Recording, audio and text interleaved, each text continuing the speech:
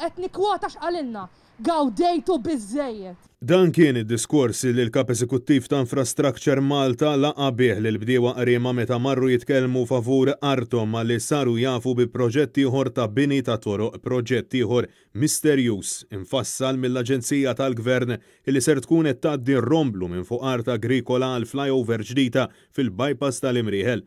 Marjanna Kamilleri żagħżugħa li l-familja tagħha ilha tuħsib din l-art tistaqsi jekk verament l-ambjent ix priorità għal dan il-gvern. Jiena ma nafx kif l-awtoritajiet jgħidu li huma favur l-ambjent, għax anke fil-pandemija il-gvern qal li ħajati priorità lil bdiewa biex Alla ħares qatt jiġi xi ħaġa huma jipprovdulna l-ikel.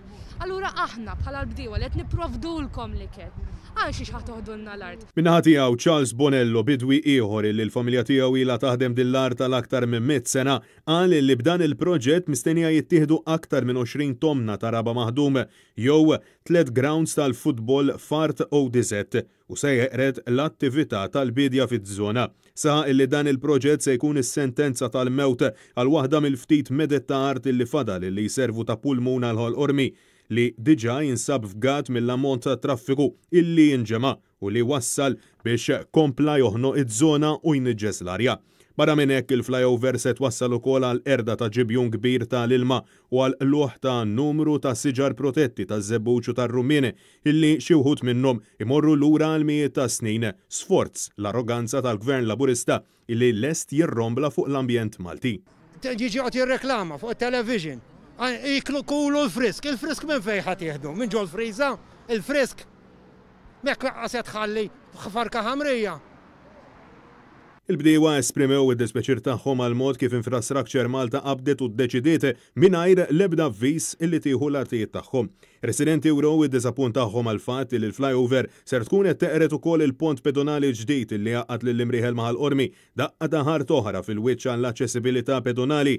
Il-pont kien sar bilan illi jnaqqas in-numru ta' inċidenti fatali f'din il-bypass. Barra minn hekk ir-residenti semmew it-tħassib tagħhom dwar l-istruttura tat-torri storiku tal-Assa li kien inbena matul il-ħakma tal-Grammastru Pinto u li jmur lura l madwar 500 sena kif ukoll niċċa ta' storja u preġu dedikata lil San Joaquin tal-proġett ta' Infrastructure Malta tfisser teddida għall-ambjent ta' din il-lokalità. Ma gawdejġ biżejjed inti ħolart li diġà ħadtu mill-ħut il-Maltin, hemm bżonn tieħdu aktar.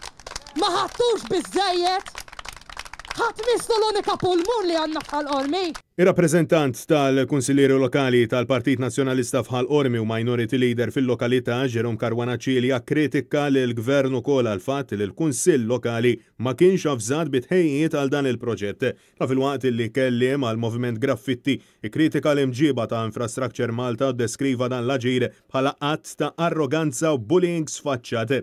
Il-grupp ta' attivisti kritika lil kap eżekuttiv tal-Aġenzija tal-Gvern Frederick Azzopardi talli qalu illi qed jimplementa kampanja sistematika kontra il-bdiewa u jkeċċihom minn artom filwaqt illi jirrikorri għat-teddit.